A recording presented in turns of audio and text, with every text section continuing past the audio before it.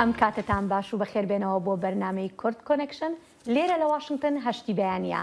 من هێرۆ زەنگەنە بۆ ئەم بەرنامەیە لەگەڵتاندا دەبم کە دەتوانن لە کەناڵی NRT-شەوە بینەری بن. واز دەخیلی شەمۆ هیڤیا دەمن خۆش ژوەڕا دخوازم د بەرنامە ئیرۆدان و ترین پێشهاتن ئەندامەتیا فنلەند و سویدێ د ناتۆدا لە ئەمریکا و لە سەرانسەری جیهانیژی کۆڤید دچە قۆناغدەیە. جگە لەمانە چەند بابەتی ترتان لەسەر ئەمریکا پێشکەش دەکەین. یەکێک لەوانش کەمبوونەوەی شیری وشکی مناڵان لە بازاڕەکانی ئەمریکادا.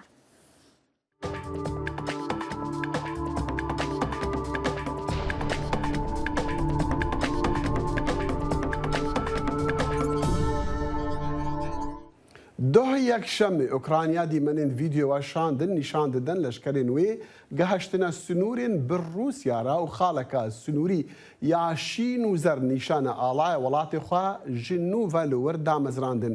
ئۆکرانیا جهێوێ خاڵە سنووری بناف نەکرد لێ راپۆرت پێشبینی دەکەن و ئەو لە هەرێما خارکیڤ هاتنە گرتن. باڵافەکردنا ڤیدیۆیە دەمەکی داهات کە ئۆکرانیا دەبێژە هێزین وێ عێریشên رووسی لە ڕۆژهەڵاژی ڕاوەستاندنە لە هەمان دەم کاربەدەستێن لەشکری یەن ڕۆژ ئاڤای دەبێژن ئۆپراسیۆنین رووسیا لە وەر گەلەکێ سست بوونە. لەشکری ئۆکراینی گوتیە کوان عێریشک لە دۆنتسک هەرێما دۆنباسیژی ڕاوەستاندیە. فەرمانداری هەرێما خارکیڤ ڕاگەاندیە و هێزین ئۆکرانی شیانە سەربازین رووسی ڕاوەستینن و هەوڵ دەدان لە باژاری ئیزیوم پێش دەوەرن. سەربازین ئۆکرانی یەن کو هەری چەکێ باش دەدەستێواندا لە ڕۆژهەڵاتە وڵاتی نەدا کو ئەڤە 8 ساڵن شەڕێ جودای خوازان دکن ئەوێن مۆسکۆ پشتەوانیە لەوانە دکن. میچ مکانەڵ سەرۆکی کۆماریەکان لە سیناتی ئەمریکا لە هێلسنکی دوای کۆبوونەوەی لەگەڵ ساولی نینیستۆ سەرۆکی فینلەندا ڕایگەیاند کۆنگرێسی ئەمریکا هەوڵ دەدات بەرلەوەی لە مانگی هەشت بچێتە پشوو داواکاریەکەی فینلاند بۆ پەیوەستبوون بە هاوپەیمانێتی سەربازی ڕۆژئاوای ناتۆ پەسەند بکات. مکانەڵ ڕۆژی دووشەمە بە پەیامنێرانی گوت بە دڵنیاییەوە هیوادارین پێش پشووی مانگی هەشت بەدەستی بهێنین. ئەو گوتیشی پشتیوانیەکی بەرچاو لە ناو کۆنگرێسی ئەمریکادا هەیە بۆ ئەندامەتی فینلەندا. مکانەڵ جەختی لە پابندبوونی پارتی کۆماری کردەوە بە پشتیوانیکردن لە بەشداریکردنی ئەمریکا لە هاوپەیمانێتی ناتۆدا کاتێک پرسیاری لەبارەی بۆچوونی دانەڵد ترامپ سەرۆکی پێشووی ئەمریکا لێکرا سەبارەت بە دەرکردنی وڵاتەکەی لە ناتۆ. ئەو گوتی بە تەواوەتی ئەوە بۆچوونی زۆرینە نییە لە پارتی کۆماریدا. بە دڵنیایەوە بۆچوونی زۆرینە نییە لە نێو کۆماریەکانی ئەنجومەنی سینات یان کۆماریەکانی ئەنجومەنی نوێنەراندا. سکرتێری گشتی ناتۆش یەنس ستۆڵتنبێرگ ڕایگەیاند خۆشحاڵە بەوەی پرۆسەی ئەندامەتی فینلاند و سوید بۆ ناو هاوپەیمانێتەکە دەشێت خێرا بکرێت. ستۆڵتنبەرگ ڕۆژی یەکشەمە پاش کۆبوونەوەی دیپلۆماتە باڵاکانی وڵاتانی ئەندام لە هاوپەیمانێتی ناتۆ لە بەرلین ئەم قسانی کرد. ئەو گوتیشی چاوەڕوانی ئەوەی نەدەکرد تورکیا پرۆسەکە ڕاگرێت. جێ ئاماژەیە تورکیا نیگەرانی لەسەر بەشداریکردنی سوید و فینلاند لە هاوپەیمانێتی ناتۆدا دەربڕیەوە و دەڵێت گوایە ئەو وڵاتانە پشتیوانی لە پەکەکە دەکەن. تورکیە و ئەنداما ناتۆیە خەماخوا دیار دکە لەسەر ئەندامەتیا فنلەند و سویدێ دەهەڤبەندیە لەشکەریدا و دیا دکە و ئەو هەردوو وڵاتین ئەوروپی پشتەوانیە کۆمەڵین سەر هەڵداین کوردان دکن. دوه یەکشەمێ لە بەرلینێ وەزیرە دەرەوەی تورکیا مەڤلوود چاڤژۆگلۆ گوتە ڕۆژنامەڤانە و فنلەند و سوید سنوور یان ڕێ لە پێش فرۆتنە پێداویستیان بەڕەوانی ji تورکیا ڕاگرتیە. وی گوت ئەو کار ناهێ پەسەندکردن پارتیا کارکەرێن کوردستانی PKK ji sala 1984 were li dijî Tirkiyê şer dest pêkiriye di şer de bi dehan hezar kes hatine kuştin. Tirkiye her wesa nekeyfxweşe ji piştgiriya Amerîka ji bo çekdarên Kurdên Sûrî yên girêdayî PKK ne di şerê rêxistina Dewleta İslamî Daeş de. لە کاتێکدا فینلاند بە فەرمی خواستی خۆی بۆ چوونە ناو ناتۆ ڕاگەیاند پارتی دەسەڵاتداری سویدیش دەڵێت پشتیوانی لەبوون بە ئەندام لە ناتۆ دەکات و ڕێگە خۆش دەکات بۆ داواکاریەکی هاوبەش. کەمتر لە 3 مانگ پاش داگیرکاریەکەی رووسیا لە ئۆکرانیا ئەم ڕاگەیاندنانە پێچەوانەکردنەوەیەکی سەرسوورهێنەری سیاسەتی بێ هاوپەیمانی سەربازی هەردوو وڵاتی ئەوروپایە. ئەمەش لە کاتێکدایە پشتیوانێکی بەرچاوی ڕای گشتی و سیاسەتمەدارانیش هەیە بۆ بوون بە ئەندامی ناتۆ لە هەردوو وڵاتی سوید و فینلاندیش. هاوکات رووسیا ڕۆژی دووشەمە ڕایگەاند ڕۆژاوا دەبێت هیچ خۆشخەیاڵیەکی نەبێت کە مۆسکۆ بێدەنگ دەبێت لە ئاست فراوانکردنی هاوپەیمانێتی ناتۆ بەڕێبەرایەتی ئەمریکا ئەو هەنگاوەی بە هەنگاوێکی هەڵە و دروستکردنی ئاڵۆزی لەشکری لە قەڵەمدا. ji bo Petir Hurkariyan li ser vê pirsê em niha rastexwe digel hevkarên xwe Necî Balay û Sîrwan Qişû û herwesa Eyûb Demîr li Enkerê de axivin. Necî berî her tiştî ji cem te em dest pê bikir dîtina Amerîka çi ye li ser vê mijara ku endametiya du welatên Ewropî di NATO de ragihandinên ji Amerîkiyan derdikevin çi ne؟ بله دخیل وقت دزانی کو امریکا رول سرکی د ناتو دا دبینه هر جدا ما دامزراندنا و سالات چلونه و حتی روجا ایرو امریکا هر تم به همو هزو شانین خو دستک دایا ناتوی و وکا میکانیزما یا سرکه یا دینامیکا یا کارکرنا ناتوی ده دیتن دخویانین کو ج پنتاگون درکتنا هر وصاج وزارت درو به شخصیت انتونی بلینکن جوینا برلین دا و هر وساج لای پیودار پنتاگون جان کربی و هذا دا خویا کرن و او حتی داویه دستک دن فنلندا و سوید کو ببن اندام ناتو و ریخوش کرنک جی هیات دوی واریدا جبر کو دوزانی هند مرجن دوالی هبون هم جالی سوئد و فنلندا و هم جالی ولات ناتو و لی امریکا پشتی کو کتن نافبری هم در راحت کردن ترکیه و هم جی او مرجن سوئد دگوتن کو ام ناخوازین چک اتمی بهت سر عرض ما یانجی بنگه که سرکه يعني يا دائمي يا ماينده اخا سوئد هبه اف مرج هات نهلاندن ونهار خوش كرنا كيكو بشيوكه نرم وبصناهي فنلندا وسويد ببن اندام الناتو. بله نجيب بس حظ كم بسيارة هندي اشتبكم مع امريكا هم تم البيشن بود مثلا ورقتنا اندام النودا لنهاز بتم جم سيروان بينغافا بيت بباورياته وتشبا د في مجاهده بتاع بلجي اوروبي وناتو وتشبكن آنکه بیستو نه ولاتن دن گش نتهنه بوی کردن لی بخورتیجی پشگیریا اندامتیا فنلندا و سوئد دکنج برولو ترکیه دزانه ترکیه روشه باش فهم دکه ترکیه وی که تنه وکو کارتا که بازاره بکارتینی یعنی مثلا و بلکی مثلا گوتیه پککی لی او دزانن تف اندامن دن گش پککی وکو رخصتنه که تروریست دزانن و تجاری پشگیریا پککی بوشی و نکرنه اما بستا ترکیه بهتر یپگه و قصده و شروان کردین سوریه کوی که لهمبر اندامتیا سوئد و یان داخوازا سوئد و فنلندا بکارتینن جبو کو ناتو بگشتی هنک تنازلات پیشکش بکی یک جوان کو ترکیه جاره کدن و گرینه ناف پروگراما فروکین شرین امریکیین F-35 کو امریکا حتی نها نتن امریکا و ناتو بگشتی هر 28 ولاتین دنیا ناتو دجبریا خورا گهاندن جبرلو ترکیه وی که يعني حتى جي بي ويب كاربين جبرجو هناك تنازلات بيشكش بك داوي تركي نكار وكو يك ولات تفيجو ما في وهي كو لجور قانون ناتو ما في فيتو بكاربين كو نبت ولات كيدن باندام لتركيا دوار السياسي ده فهم دك كو او يك زحمت به او تني و فيك بكاربين جبو هناك قزنجين سياسي شفر بك ايوب انت دبي وكي سيروانجي قلتي تركيا دزانك وبشكي زحمتها مثلا ريغري بك الاندامات يافان دو ولاتين اوروبي ناتو دا جبركو روشا من هادي بينن لي تشتينو تركيا يعني تشتي قدم تاع بدشي از زانم السروك تركيا بخوا ايروجي بحثي مجالي كليا داخل بدری راستی اندامتیا هم سوئد هم جی فنلاندای تیگو تو پیش کردن هم دناف چاپمنی دا هم دناف سیاست ترکیه دا لیدکارم ویا بیجم جخه انا حتی اماجه کرن جی Türkiye dixwaze li vê derê vê xetahanê wek şiklekî bazirganiyê jî derxîne pêş civana yek rastî wek hincetekî PKK YPG'yê nîşan dide di aliyê din da jî dîsa li Brükselê li ew jî dîsa bahs kirin li Berlînê da jî dîsa wezîrên karên der Mevlût Çavuşoğlu jî got du xeteye civana yek got belê PKK YPG ya dinê jî ev her du welat ji bo Türkiye em bêjin berhemê îhracatê da astengiyê derdixînin او دبیجن کو جبت او هلوستا خو گره دو بردن هک جبه هلوست دو بردن امجی د مها حزیران دانه مهک شوندا مدرید و لوتکیا ناتو به امجی لگوری وی بریارا خو بدن لراستی فدردا ام دکارم بیجن کو ترکیه به تواهی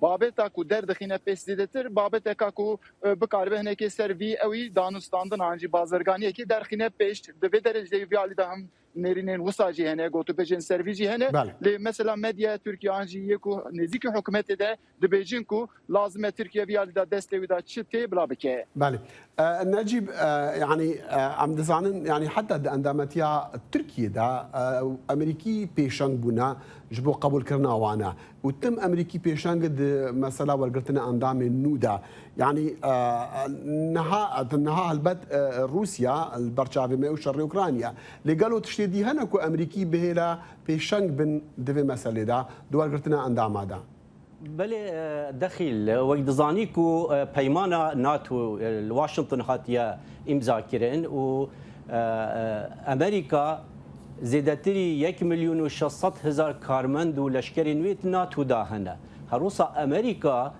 باری گرانی حتی اکونومیجی لسرمل نویه یعنی دارایی کو آلیکاریا دارایی آلیکاریا لشکری چکی وقت دبیجن لولب سرکه ناتویه دیسانجی امریکا هر چند پیمان دهاتیه کو دوی اولات اندام دوش صده جدخل خواه یعنی جدهات خواه گشتی دوی بدن ناتویه لدیسانجی اف مرجل سرهمی ولاتان نهاتیه تطبیق کرن وقت زانی حتی کو د سردما سروکی بری دونالد ترامپ دا اف پرزگیری که هبو یا مادی و ترامپ جه همی ولاتا دخواست دوی که هون همی باره یه دارایی ناتوی بگرنه سرخوا لی امریکا وقت دزانی که اداران نها بتایبت وان گوهرین وی داویه و روشا اوکراینا پیشخرو و رول یکی دبینه د ناتوی دا سیروان ما بهیست کو سروک روسی چاف سوریان دکا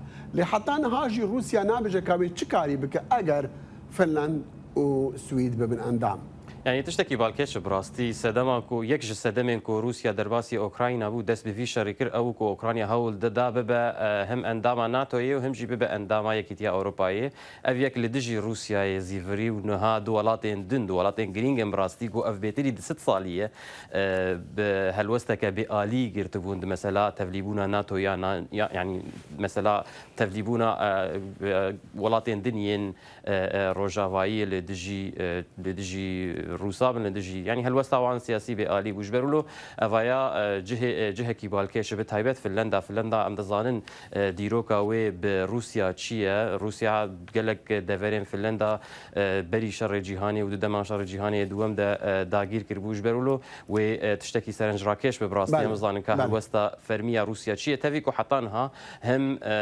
وزارة درفا وهم جي كريملين دجياتيا خو هم بر في فان هولدان كرنا لتشتكي كونكريتي تني وبراستيجي غافا كوج برغو وكو نجيب جيغو سياسه دليه فكريه ناتويه ري البرتو ولاطان ناغر كو اگر بخوازن يعني ولاطي روجافاي كو بخوازن ببن اندام سيروان ام دبينين كو دبيجن كل فلنج بترجهر ولاطك دي اماديه جبو ببا اندامانو دناتو دا حتى د برسين مثلا امادياوي يا تشكداري دجي ايوب مدخاس لداوي جتا برسم بكرتي قالوا هالوستي حكومتي ام دزانن لهالوستي خلق تركيا لسبب مساله تشكيا Yani xalki Türkiye dikarim vaha bejim rasti serve mesele zede diyar nine yani ciboku dınav müşkila xayanji problema xada zede de çe rewşa aboriye tiştendin li de sebebe neve ev mesele ji bir şikleki ele kadar dike Türkiye velataki NATO'ya velataki em bejin dınav NATO'ya da ji digre bala Türkiye ji be neve li serviye rasti endamtiya van her velatan zede dınav civaka Türkiye'de ez dikarim bejim ku cinagre بله ایوب دمیر پیام دنگی امریکا لانکاره سیروان قدشو جناوندا پیام دنگی امریکا لیره لواشنطن نجیب بالایی لپیش کنگرسی امریکی براست خو بمربون قال که سپاس جوارا دنگی امریکا سرچاوی متمانه پیکراوی هەواڵ و زانیاری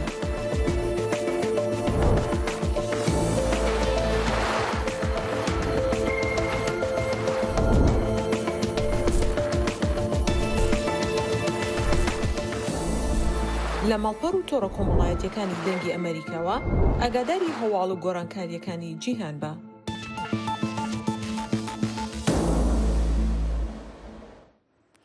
دەسەڵاتدارانی ویلایەتی تەکساسی ئەمریکا ڕایانگەیان ڕۆژی یەکشەمە بەهۆی تەقەکردن لە نێو بازاڕێکی کراوەی شاری هیوستن 2 کەس کوژران و 3 کەسیش بریندار بوون. سوزان کۆتەر لە بەڕێوەبەرایەتی پۆلیسی ناوچەی هاریس ڕایگەیاند پێش تەقەکردنەکە تەلەفۆنێک بۆ پۆلیس کراوە سەبارەت بە شەڕ و ئاژاوە لە نێوان 5 کەسدا. ئەو گوتیشی یەکێک لەو 2 گومانبارەکە لە شوێنی ڕووداوەکە دەستگیر کراوە و ئەوی تریشیان براوە بۆ نەخۆشخانە. لەو کاتێککە ئەو تەقەکردنە ڕوویدا هەزاران کەس لەو بازاڕی ناوجەرگی شاری هیوستن بوون. ئەمەش ڕۆژێک پاش دەستڕێژێکی هەڕەمەکی لە نێو بازارێکی شاری بەفەڵۆی نیویۆرک ڕوویدا کە بوو بەهۆی کوژرانی 10 کەس. او پیرۆزباهیên کەنیسەکە باشووری کالیفۆرنیا بوو جihêşîniyê piştî ku çekdarekî ew şahî gulabaran kirî. Polîsan got kesekî li cihê bûyerê mir û çendên dî jî bi giranî birîndar bûne. Polîsan herwesa got amedebûyên kenîseyê gumanbarekî 6 salî girt û bi kêbelên elektrîkî ew girê dan. Teqekirin di dema firavîna kenîsa Geneva Presbyteriana ya devera Oregon County pêk hatibû. Polîsan diyar kir ku di dema bûyerê da bi dehan kes di hundirî kenîseyê dabûn. Piştî teqînê xelkê wê deverê li hev civiyan yekî ji wan got kesî ku ew kar encam day bi asıl Taywanî bû. Ev bûyer rojekê bû piştî teqîneka din ya girseyeka mezin li dawiya heftiyê bû li devereka New Yorkê. مەراسیمی مۆمداگیرسان و ڕێپێوان لە سەرانسەری شاری بەفەڵۆ لە ڕۆژی یەکشەمە بەڕێوەچوو پاش ئەوەی چەکدارێک بە هەڕەمەکی لە نێو بازارێکی شارەکە تەقەی بە نێو خەڵکیدا کرد و بە کامێراش وێنەی دەگرد و ڕاستەوخۆ بڵاوی دەکردەوە. لەو هێرشەدا 10 کەس کوژران و 3 کەسی تریش بریندار بوون. کاربەدەستان دەڵێن هۆکاری نژادپەرستی هاندەر بووە بۆ ئەو هێرشە. 11 کەس لەو 13 قوربانیەی هێرشەکەی ڕۆژی شەمە ڕەشپێز بوون. گومانبارەکەش کە لە شوێنێکی ڕووداوەکە دەستگیر کرا سپی پێستە لە ئێستادا FBI وەکو تاوانی ڕقوکینە لێکۆڵینەوە لەم دۆسەیە دەکات. Kamala Harris جگرا سەرۆکی ئەمریکی گوت تەقینا لە بافەلۆ جihê tirs û nêgiraniyê. Xanim Harris got jî li welatê me divê em bizanin ku li dijî Emerîkiyan serpêhatiyên nefretê pêk tên ew xeletin. Bûyera li Buffalo astê tundûtîjiyan derbas kiriya û me van renga rûdanan li deverên dî jî ê welatê xwe em dibînin. Divê em hemû li dijî wê derkevin. Li dijî nefretê li hember her welatiyekî xwe derkevin. Divê em weka nefreta li hemberî me ya hemû welatiyên Emerîkî şirove bikin. Ji bo şirovekirina ku rûdanên li Buffalo bûn bi taybet jî em dizanin ku Serok Joe Biden wê sibehî herit Buffalo ji bo nîşandana xema xwe ji wê êrişê ragelo li wir amadekarî ji bo behiya qurbaniyan çatên kirin bi mera Peyamberê dengê Amerîka. Sinan tu ji demîr Sinan dem baş tu çi dibîsî li ser vê bûyerê û tiştê dawî û amadekarî ji bo behiyê çi hene? Dem baş taxil wekî ku tê zanîn trajediyeke mezin Buffaloyê hate xebûmî ev di rojberê ev êriş hate kirin di vê êrişê de mixabin 10 kesan jiyana xwe ji dest da. Amadekarî tên kirin ji ber ku sibê Serokê Amerîkayê Joe Bidenê serdanekê li wir bike li wê derê merasîmekê ji bo qurbaniyan were li darxistin. Joe Biden jî hez dike di vê merasîmê de cih bigire û piştgirî bide wî civatê ji ber ku tu dizanî ev êriş êrişeke wek nijadperest hatiye binavkirin. Ji ber ku di vê êrişê de ew mirêvên ku jiyana xwe destan hemû mirovên Amerîkên Afrikî bûn û ev taq jî em bêjin taqeke Amerîkên Afrikî bû. û ev êriş wekî ku tê zanîn hem FBI hem polîsên em bêjin bajarê Buffaloyê lêgerînan dikin, lêkolînan dikin, lê lêkolîna wan li ser nijadperestiyê tê kirin. Ji ber ku mesela em bêjin ew mirovê ku êriş kiribû mirovekî 19 salî bû li bajarekî dinê hatibû Buffaloyê. Em bêjin 200 mayl yani 320 xedera 320 kilometre ji bajarekî din tê Buffaloyê û ev êrişê pêk tîne dixebûme ev êriş lê xwe amade dike yani êrişeke plankirî bû. Ji ber em bêjin mesela dema ku tu li wê derê bi cil û bergên leşkerî tê li wê derê û bi em bêjin çekên giran tê li wê derê جبر وجي اف ايرش وك ايرشك نجات پرست به بله ام دخوازن يعني يقدر برسا قالوا او كاس زانياري لسلوي كاسي تشهنا يك يا دواجي طبعا قربانيا رشن امريكينا والهريمه كيكو برانيا وان رشن يعني دناف خلكي وي هريمه دا او تشاتي شنو فكرين بله مروبین کوی تاغیدشین اوید بیشن یعنی اف مروبک لتاغ کتن جباجاره کدن ام نبیشن تاغید جباجاره کدن تی باجاره ما کو ما بکوجه حزد کم ما بکوجه یعنی او مروبین نجات پرست مثلا لستر مدیا جواکی و روجی مانیفستو کی پارود کرد لوی مانیفستو داد بیشه کو مثلا مروبین جهو و مروبین امریکین افریقی حزد کن دموگرافیا امریکایی بگوهرینن ام جو وک مروبین چمسپی دبی لهمبر بی تکوشنه کی او شرک بکن جبر وی مثلا اف ایرش وک ایرش که نجات پرست دیتن لی او مروبی بو تاغیج دیجین اوید بیشن یعنی اف ایرش که پلان کریه دبیکو یعنی دبیجن بلا دولت امریکایی دستلاتداری امریکایی لهمبر وان ایرش نجات پرست دوی تیم که نو آوا دیاره دنگی سینان ناگه همه سیفیدارم دنگیوی درست بله دنگیوی ناگه هم سینان اگه دنگی مدی بهیسی ببره لدعوی دنگی تحت برین قال که سپاس سینان توش دمیر پیامد دنگی امریکا لنیویورکی دیاره هشتا کشه دنگی ما هیا قال که سپاس بهر حال سپاس سینان سینان دیاره که شین تکنیکی بله فرمو دنگی تحت بهیسیم بری دمکا دنگی تحت ببرین فرمو قلتنا خط تمام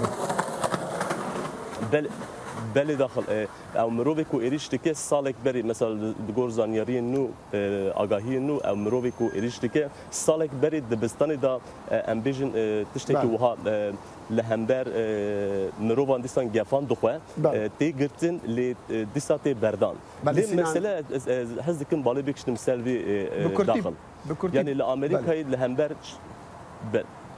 بله لامریکا یوکی کوتی زانین به دست خستنا چکان تشتکی پر حسانه اند بشن مثلا هری مزن اول جبرکو مهک بری نیویورک ایریش کدنی هاته کردن ناو مهک دعوا ایریش دویمه وقتی کوتی زانین تکساس دو کسات نکشتن کالیفرنیا یک دنی هاته کشتن یعنی اند بشن مثلا باج سینان قال کی سپاس دبی من ما یعنی به دست خستنا چکان تشتکی بس حسانه بابت قال کی هلبتا گرینگا دبی پرست سربی کرن سینان توش دمیر پیام دنگ امریکا لنیویورک سپاس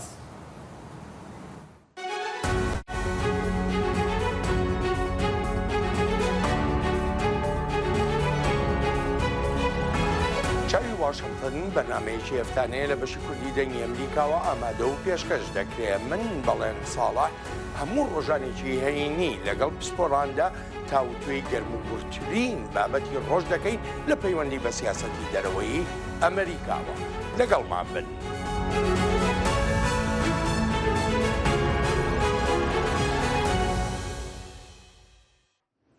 لزانینگەها نۆرت وەسترن لە ویلاتە ئەلینۆی سازیەک نو تێ پێشخستن دبەک و دپێشگرتن و چارەسەرکردنا ڤەگرن ڤایرۆسا کۆرۆنا یان کۆڤید 19 دا گوهڕینەک مەزن بکە گەل و چاوە ئەم دەبێ راپۆرتێدا بەرسیوێ ببینن. ماوەی چەندەیەکە کێڵی کەلەهان کاری کردووە بۆ دەستگای خێرخوازی جیهانی کارتەر سنتەر بۆ دابینکردنی چارەسەر و دەرمان بۆ ئەو کەسانی کە تووشی نەخۆشیە فرامۆشکراوەکانی ناوچە گەرمەکانی زەمین دەبن لە هەندێک لە ناوچە دووردەستەکان و گەرمترین شوێنەکانی سەر ئەم هەسارەیە. کۆتایی ڕێگاکە ئەو شوێنە نییە کە خەڵک لێی دەژین. بۆیە دەبێت زۆر دوورتر لە کۆتایی ڕێگاکە بڕوەیت بۆ گەیاندنی ئەم ڤاکسینانە یان ئەو دەرمانانە و بۆیە هێشتنەوەی ڤاکسینەکان بە ساردی کارێکی زۆر قورس دەبێت. کاڵە هەندەڵێک لۆجستی ئالۆز بۆ ساردکردنەوەی دەرمانەکان تەنها بربەست نین.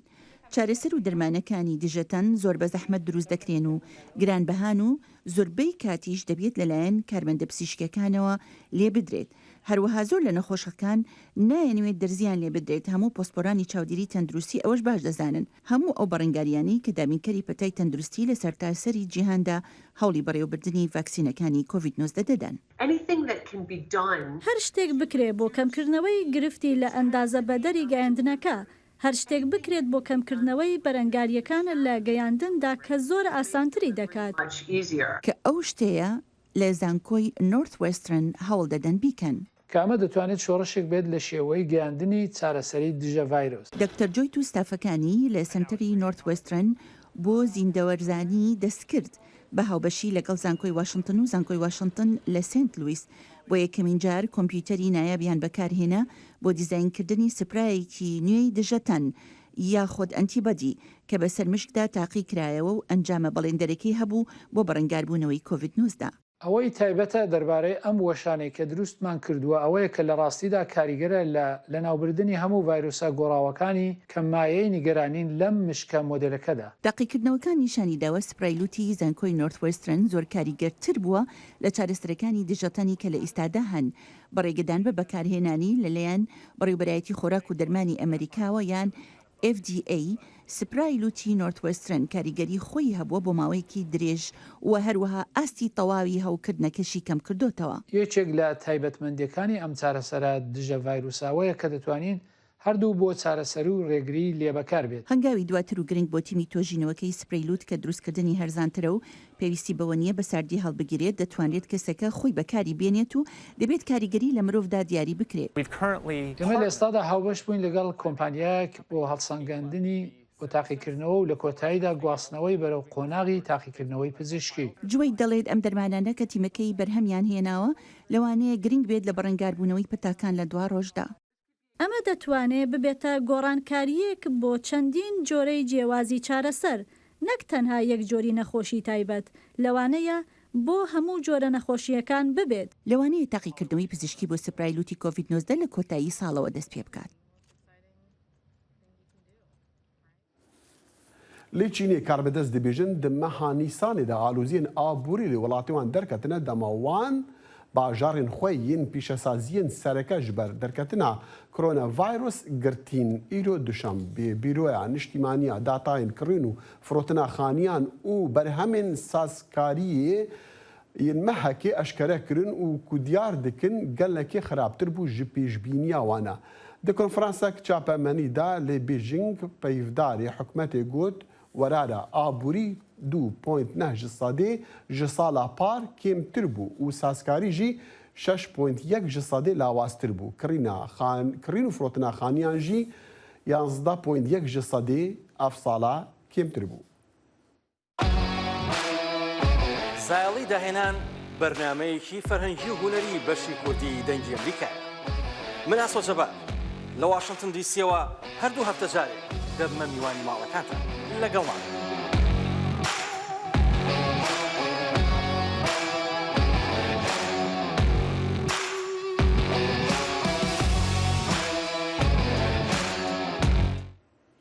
شاندێکی ئازبەرزی ئەمریکا بە سەرۆکایەتی جێگیری سەرۆک کاملا هێرز ئەمڕۆ یەکشەمە سەردانی میرنیشنەیە گرتوەکانی عەرەب دەکەن لە کاتێکدا کاروانی سەرۆک و سەرۆکگۆزیران لە سەرانسەری جیهانەوە دەگەنە ئەو وڵاتە بۆ پرسەی میری وڵاتەکە.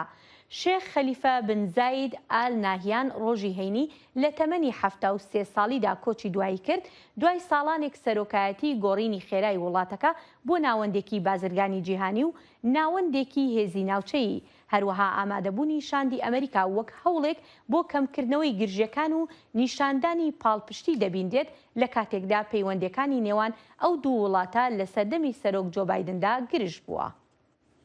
وەزیری دەرەوەی ئەمریکا ئەنتۆنی بلینکن گەهشت ئەبوو دابی ئیرۆ دوشەمبێ لە دەمێک و دیپلۆماتین سرانسەری جیهانê beşdariyê dikin di behiya mîrê mîrgehên Erebî da digel rêzgirtinê li Şêx Xelîfe bin Zayed Al Nehyan ku berî du rojan di jî heftê saliyê da wexera dawî kirî nûnerên welatên cîhanê her wesa pesna cihgirê wî Şêx Muhammed bin Zayed Al Nehyan dikin.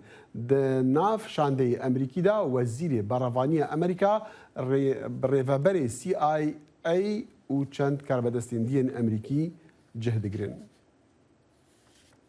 Yek ji sê kampanyên durustkirina şîrê hişkê zarokan berhemên xwe ragirtine ew dibe sedema kêmbûna pêtiriya şîrî yan vî rengê şîrî li bazaran. Rêveberiya xwarin û dermanan ya Emerîkî dibêje ew her karî ji destê wê tê dike ji bo pirkirina wê kêmasiyê. Koşkaspî jî dibêje ew ji cem xwe karî dike ji bo çareseriya vê krîzê. ڤالێری فرانسوۆرد یەکێک لەو گەلێک دایکانەی ئەمریکاییە کە ئێستا بەدەگمەن شیری ویشکیان دەست دەکەوێت. کۆرپە 5 مانگەکەی هاریسن شیری دایکی پێناکەوێت و پێی تێک دەچێت، هەر بۆیە شیری ویشکی دەداتێت. نەکەر ناتوانین ئەو شیرە بدۆزینەوە، بەڵام ئەگەر پەیدایشی بکەینە هەمیشە نرخەکەی 20% گرانتر بووە. بۆ ماوەی زیاتر لە ساڵێکە ئەمریکا تووشی قەیرانی بەشی دابینکردنی شیری ویشک بۆ منداڵان بووە و کاتێک یەکێک لە 3 کۆمپانیاکانی بەرهەمهێنەری ئەو شیرە بەهۆی دڵنیانەبوون لە سڵامەتی زۆربەی بەرهەمەکانی گەڕێنرانەوە و داخرا کە ئەمەش دۆخەکەی زیاتر تووشی قەیران کرد. بە پێی سەرجەمی زانیاریەکان تا ئێستا فرۆژگاکانی ئەمریکا لە 43 کەمتر لە کاتی ئاسایی شیرەکەیان هەیە. ئەمە ژوای کردووە دایکان فرۆژگا بە فرۆژگا بە دوای ئەو بەرهەمەدا بگەڕێ. ئەو دایکە دەڵێت گرفتی لێ دۆزینەوەی شیری ویشک بۆ یەکەم منداڵی هەیە و دەشترسێت منداڵی دووهەمیشی تووشی ئەمە بێت. ئەگەر شیری خۆم بەشی منداڵەکە نەکات و پێویستیم بە شیری وشکە بێت چی بکەم؟ دوێنێ چوون بۆ فرۆژگای وەڵمارت و تەنیا یەک قوتوم دەستکەوت و بۆ پاشەکەوت ڕام کردووە. کارناسان و بیرمان دێنەوە کە بۆ ئەو کۆرپانی شیری ویشک دەخۆن بژارەیەکی تریان بۆ نەماوەتەوە. پێم وایە دەبێت سەر لە نوێ هەڵسەنگاندنمان هەبێت کە خزمەتگوزاری زۆر گرنگ ماناکەی چییە؟ بۆ وێنە ئێمە بەردەوام نەوتی خاو و بەنزین بۆ درێژخایەن دابین دەکەین. بەڵام ئایا استراتیژی گرنگیمان هەیە کە خواردەمەنی وەک شیری وشکیش دابین بکەین؟ کۆشکی سپی بەرگری لە هەڵوێستی خۆی دەکات و دەڵێت لە کاری خۆیاندا کەم تەرخەم نەبوونە. ئێمە لەگەڵ کۆمپانیەکان لە هەوڵدا بووینە و ئاکامەکەی ئەو بووە کە کۆمپانیای گەربەر لە 150 و کۆمپانیای ڕەکێت لە 130 بەرهەمیان دەبەنە سەر و لە ماوەی 4 هەفتەی ڕابردوودا شیری وشکی زیاتر لە بەراورد لەگەڵ 4 هەفتەی پێشتر بەرهەم هاتووە.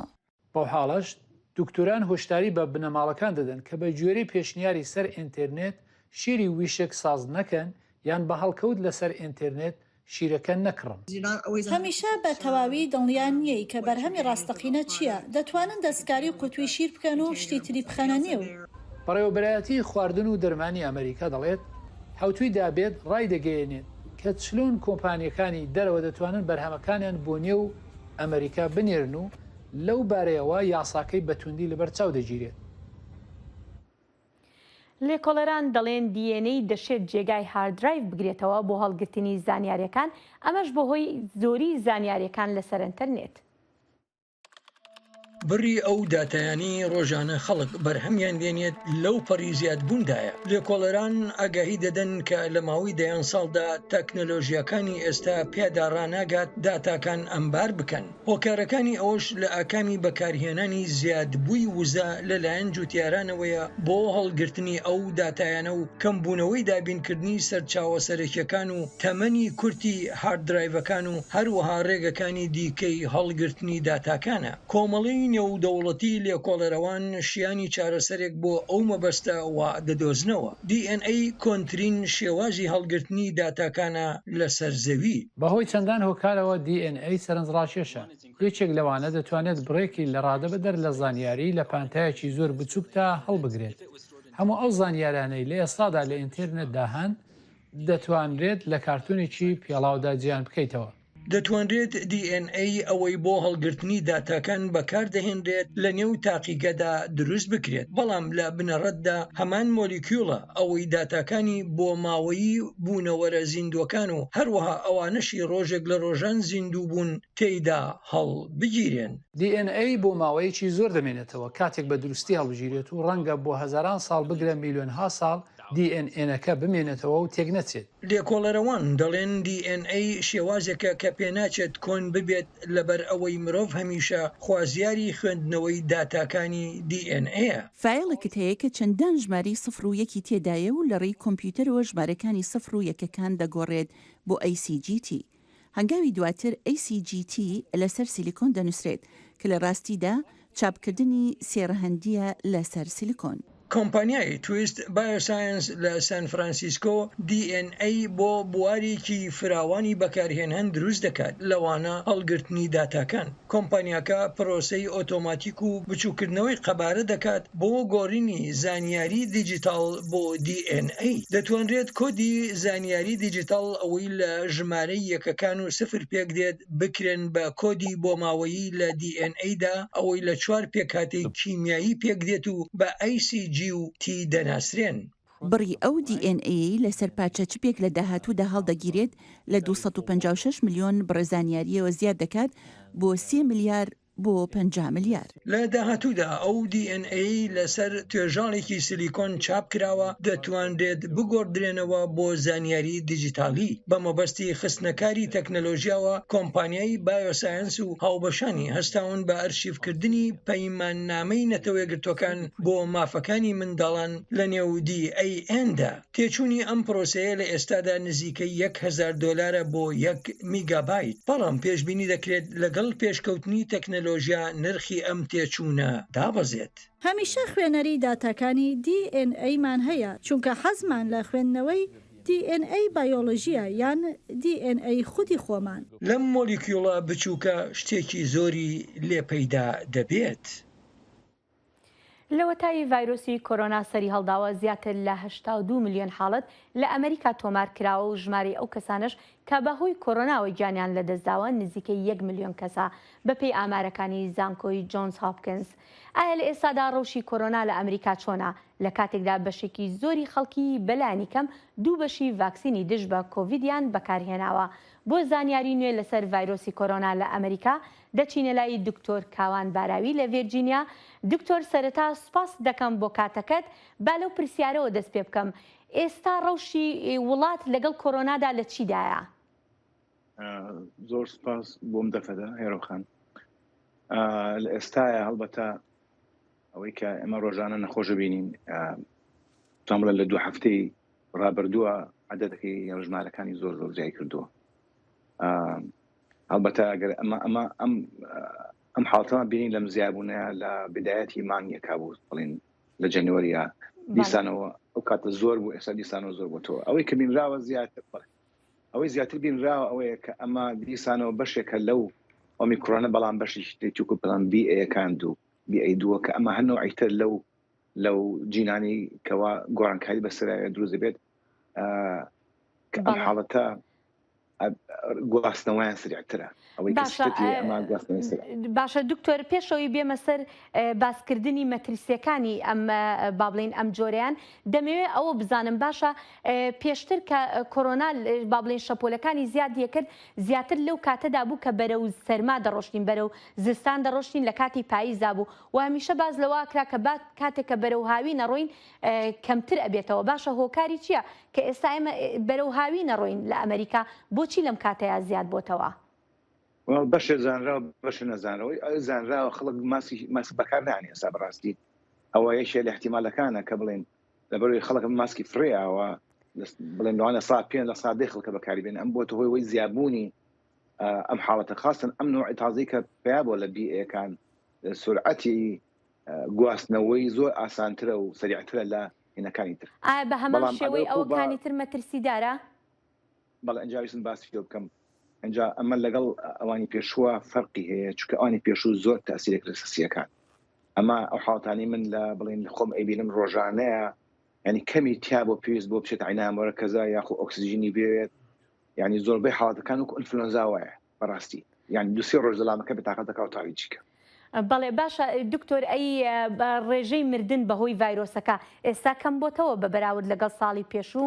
بەڵێ زۆر وەکو باسم کردێرە لەبەرەوەی کە ئەو تەسیری بۆ سەرسیەکە زۆربەی ئەو حاڵەتانی کە زەڵامەکە کوژی لەبەروی تەسیەکە سەرسیەکانی ئێستا ئەو حاڵەتانە کەمتر بینراولاوە لەبەرەوە عەدەدەکەی زۆر کەمی کردووە.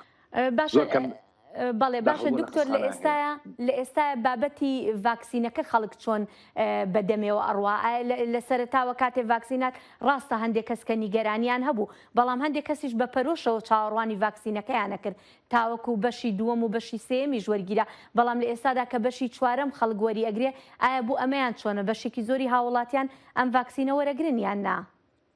بەڵێ ئەوەی کە من بزانم کە کات پرسیارن لێکە هەر هەمووی ئامادەیە بۆ ئەوەی کە بەشی چوارەم وەرگێ چونکە زۆربەیان مشکیلان نەبوو لەگەڵ ڤاکسینێشنەکانی ترا لەگەڵ لوقەحەکانی تراکە کرا پێشتر عەدەدێکی زۆر کەمی نەبوو و حەزان بڵێن ئیسفادێکی زۆری لێبوو چونکە بەڕاستی عەدەدی لەم کاتەیە پاش لوقەحەکە عەدەدی خەڵکە بڵێن لە تووشی کۆڤید بێ زۆر کەمی کردەوە لەبەر خەڵک زۆر پێخۆشحاڵە بەم شتە بەڵێ بەرەو پیرێ ڕۆژ.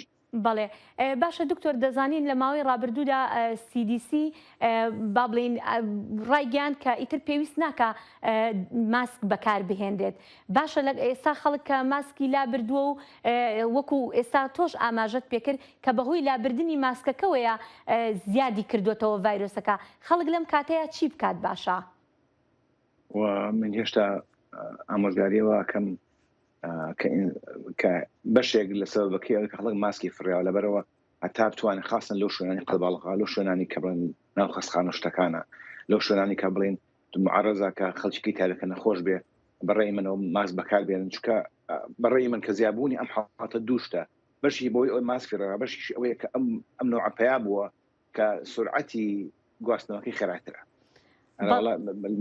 لەوا زۆر بەڕاستی تەئیدیواکەم کە ماسک بەکار بێنە زۆربەی کات تەنانەت لە شوێنەکانی لە دەرەوە شایە هەر لە شوێنە داخراوەکانە چونکە دەزانین هەندێک جار ڕێنمایەکان بۆ شوێنە داخراوەکان لەگەڵ با بڵێن پارکەکان و شوێنەکانی دەرەوە جیاوازە وەڵا بڕۆ ناکەم مشکلێکی گەورەی بۆ دەرەوە زیاتر بەو شوێنانی کە داخراوە. بەڵێ باشە دکتۆر ئێستا تەسیری کۆرۆنا بۆ سەر مناڵان چۆنە لە ئێستاە سەرەتا باز لەوە ئەکرا کە مناڵان بەو شێوەیە کاریان تێناکە بەڵام باشان باز لەوە ئەکرا کە مناڵانی ساوە کاریگەریکی زۆری هەبوو کۆرۆنا بەسەریانە باشە ئەم جۆرە نوێی چ کاریگەریەکی بەسەر مناڵانە هەیە؟ هەروکو گەورەکان هێشتا وەکو ئەم باس کراوە هەمچەند سفەتیشی ئەمانە تا ئێستا نەدرۆ نەکراوە کە بڵێ ئەمە نوع ڤایرۆسان کە هێرشەکەی بەقوت بێ ینی تەسیریشی گەورە بخاتە سەر خەڵک بگرێ بۆ مناڵیش لە مناڵ هەموو کاتێک کۆڤیدەکان ئەوەی لە گەورەیە تووشی بۆ مناڵ زۆر بە سوشی گرتوێتی ینی هێشتا نەبینراوە کە مشکلیشی گەورە لە مناڵە بێ ئەوی من بزانم چکەم بەڕاستی من دکتۆری مناڵان نیم زیاتر نان بینم لەسەرەوە. بەڵێ دکتۆر دوا پرسیارم دەمەوێت باسی بابەتێکی تر بکەم ئەویش دروستکردنی هەوڵدان بۆ دروستکردنی سپرەیەک کە لە جیاتی با بڵێن وەکو دژەتەن لە جیاتی دەرزیەکە بەکار بهێنرێت ئایا لەسەر ئەمە زانیاری چییە؟ شیانی دروستکردنی شتێکی لەو جۆرە هەیە؟ بەڵێ ئەمە شتی وازم شتێکی زۆر باش یانی ئەمە شتێکی زۆر باشە دڵخۆشە کەرە چونکە ئەمە زۆر سفەتی هەیە مەسەلا ئەمە طبعاً عینش لە DNA وەکو ڤایرۆسەکە وەرەگیرە وەکو کڕی پێشوو کە وەکو بڵێن لوقەحەکانی پێشوو دانراوە ئەمە یەک سپرەیەکێت ناو لووتیەوە زۆر ئاسانە ئەتوانی هەتا کەسە نەوێ خۆ بیکەی بەڕاست ئەمە لەو مهمە ئەنجا سفەتی مهمی ئەمەیە ئەوەیە کە لێرە ئەمە بۆیە تەرکیزیان کرد لەسەر ئەمە خۆی دوو نوع مەنەعە لە ئینسانە هەیە هیچیان بۆ ناو ئەناسا بۆ ناو قورگ هیچیان لە ناو خوێنە ئەمە مباشیر ئەو مەناعە کە نوع پێڵە IgA لە ناو لوت و ناو قورگا دروست ئەبێ لەبەرەوە زۆرتر کە مەجای ئەو فەر ناچێت ناوز بەر زووتر مەناعیتیا دروست بێت دڵیان اینجا ئەمەش بۆ شێوەیە بڵێ بەڵێ باشە دکتۆر هەرچەنە وتم دوا پرسیارم بەڵام زۆر بە کورتیە گەروەڵامی ئەمە بدەیتەوە ئەگەر ئەو کەسانی کە ڤاکسینیان وەرگرتووە بە دەرزیەکە ئەوانش ئەتوانن سپرایەکە بەکار بهێنن؟ بەڵێ ئەمەش هەر وەکو بوستەرە بەکارێت پێڵن بوستەر بە خۆتکردنی لوقەحەکان ینی ئەمە جەوکو باسم کرد ئەمە نوع مەناعیشتر بە ئینسانیە پێڵن IgA ئەوانی کە لە خوێنەکە دروست پێڵن IgM ئەمە بڵێن لە خوێنە دروست بێ بەڵام ئەمە زیاتر بەگریەکە بەڵێ دکتۆر کاوان باراوی زۆر سپاس دەکەین بۆ ئەم دەرفەتە زۆر سپاس بۆ ئێوەش.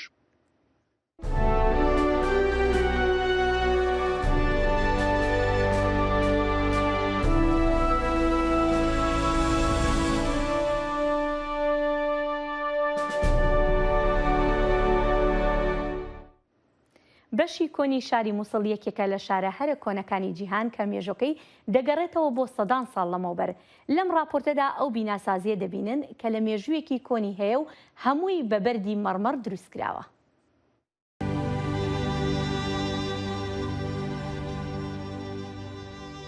مووسڵا کەڤن دهێتە هەژمارتن ji bajêrên kevn û şînwarî ji ber ku mêjûya gelek xanûyan vedigerîte sedan sala. خانوو لە مۆسڵێ bi şêwazekê endaziyarî hatine avakirin û zorbey wan doqatin û serdab digele zêdebarî nexşandina rûyê xanûyî bi berê mermerî. وهناك العديد من المنازل الأثرية. چندین خانیان کبنار لپارێزگاha neyne û hinek ku bû dema sedan salan vedkirnebe nek 100 sal û 200 salan. Wekû dêta zanîn ev devere bi navê Mezopotamya dête nasîn ku kevintirîn cihe li ser rûyê erdê.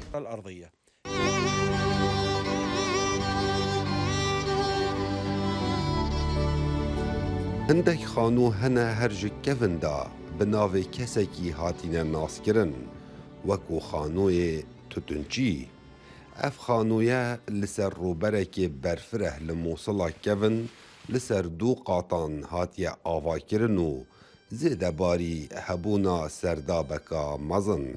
بداية هذا الموقع بيت التتنشي التراثي محمد لدەستپێکê ev mala ya tûtinçî ya keltûrî mala Mihemed Mustafa Tûtinçî yek ji malên keltûriyên giringên Mosilê ne mêjûwa durustkirina wê bo sala 1232 vedgerteve. Ev e nîtirîn berware li ser yek ji dîwarên xanî hatî tûmarkirin lê beşa kevin bo mêjûweka kevintir vedgerteve. Ji ber nexş û nîgarên wê ofîsa şînwaran li sala 1908 dest li ser danî. Avahiya sereke ji du îvanan pêk dêt û îvaneka biçûktir li aliya Rojava û ji 4 rexan pêk dêt û her rexek ji 2 jûrên pêk dêt digel hindek jûrên salal digel bindaveka mezin. Heta beriya 200 salan xelek yadgariyên evî xanûyî dibêjin lê temenê wî gelek zêdetir e.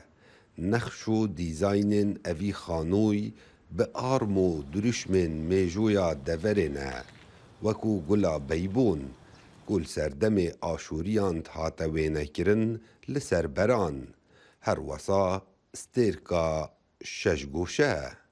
اللي ذكرت انه تعود الى فترات قديمه. وەکو من گوتی ئەvە بوو demeka kevin vedgerteve bi taybet dîroka aşûriyan wekû vê stêra şeşgûşe ku di zor avahiyên kevnarên serdemê aşûriyan heye her wesa gula beybûnê ku nexşeka kevne. Gelek ji van nexş û nîgaran ji serdemên kevin hatîne û di nav avahiyên Mosil da berdewam bûne.